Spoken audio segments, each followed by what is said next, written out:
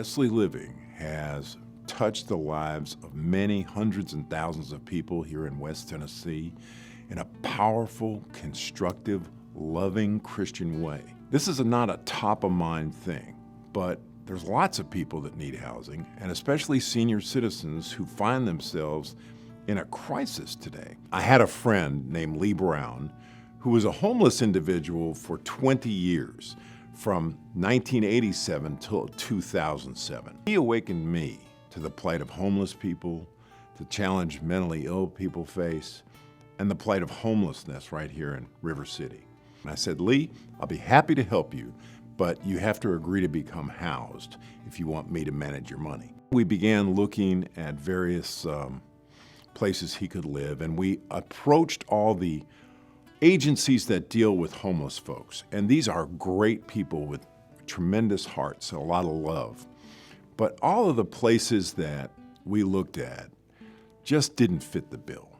And one thing led to another, and we eventually drove up to St. Peter Manor, which is run by the great folks at Wesley Living, and that's where the conversation began with Wesley. And so I went in and I asked the manager if I could get an application and if she would talk with me about him. So we had a nice visit, and I explained the situation, not in complete detail though.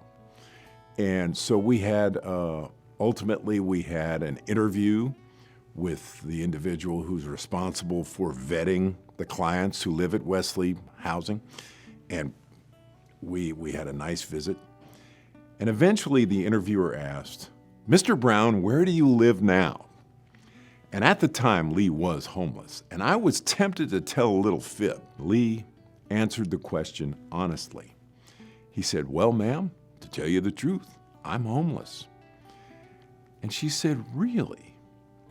She said, it just so happens, Mr. Brown, that Wesley, part of our ministry, is dedicated to homeless people.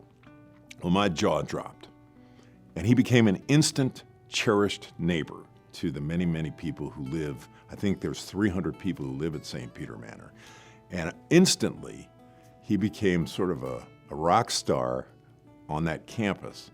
It wasn't my doing. It was the good people at Wesley. That's what church is all about. That's what faith is all about, addressing needs. This is a real need. People need a place to live. A real blessing came into his life as a result of Wesley.